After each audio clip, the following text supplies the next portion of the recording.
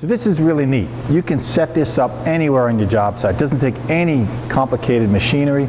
It's really simple. I'm going to show you how it works. First thing I need to do is make a trammel arm. Just give you an idea what the trammel is about. It's very simple. It's just a piece of 2-inch bar stock. On the back of that bar stock, you can use any type of a pivot point, but in this case what I like to use, these are those shower wheels that you can buy, little shower wheel parts. What's nice about it, because they're wheels, they rotate and they slide very easily in my trammel arm setup. So this is the first part. We'll explain a little bit exactly how we set that up, but this is what our trammel looks like. What we need is a track for that trammel to ride in. Just take a couple of nice square pieces of sheet good. In this case I have a couple of square pieces of OSB. I'm going to set them right up on my table. We'll screw them right down to a sacrificial board that's underneath my PVC and underneath our 3/4 inch so I don't damage the MFT table. And I need to space these off so that these wheels will slide in between them nice and easy. Just like that.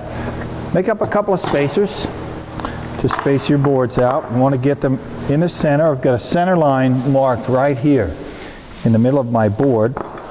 So I'll put our spacers in here.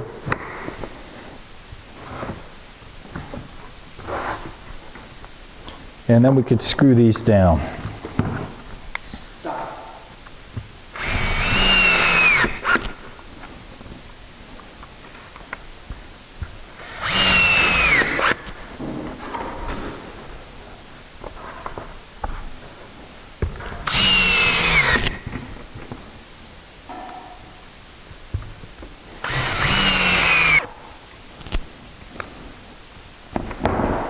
Okay, I've got the trammel arm spacers all set up, so we'll pull these out, and I'll show you how the trammel arm fits in that. Let's get my spacers out of the way.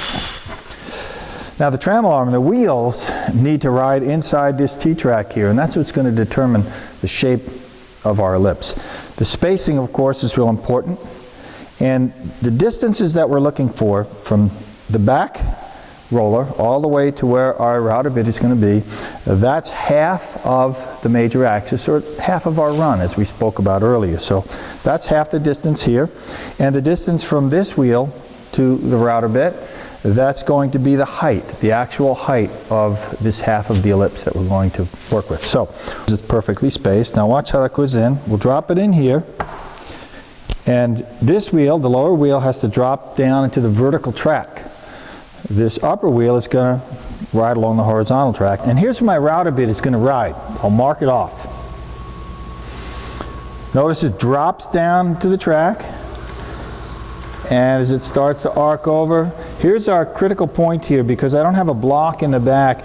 This could possibly slip when you're routing, so be careful. Just keep a little bit of upward pressure on it. So if you're worried about that dropping, what you need to do is make a little stop, just like this. Fits right into the slot. Push it all the way up. Put your trammel arm, drop it into position, and screw it right here. That'll prevent the trammel arm from dropping down. And the trammel arm has drawn for us the perfect elliptical shape. The next thing we need to do is connect our router to our trammel arm. Now, this is why I like using Festool. Festool has this template guide attachment that we can put right to the 1400. Let me show you how this works. This is really neat. This is the Festool 1400 router, and what I can do is just clip my trammel arm right to the router. And I get a nice solid connection so that as I run my trammel arm around, I'll be able to control my router so I get a perfect elliptical shape. If you've ever cut PVC, you know the kind of dust that goes all over the place. That's why I really like this router, because it has dust collection system built right in. So what I'll be able to do is connect my dust extractor right to the router, and you won't believe how clean my workplace is going to be.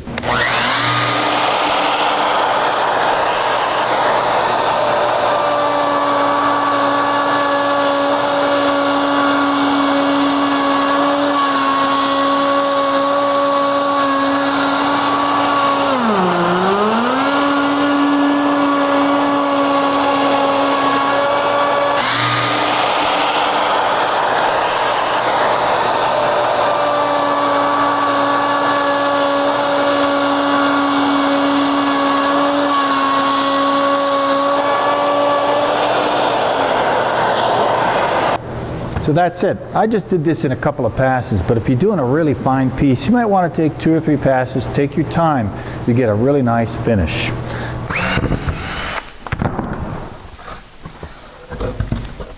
There you go. A perfect elliptical shape. Boy, that was easy, wasn't it?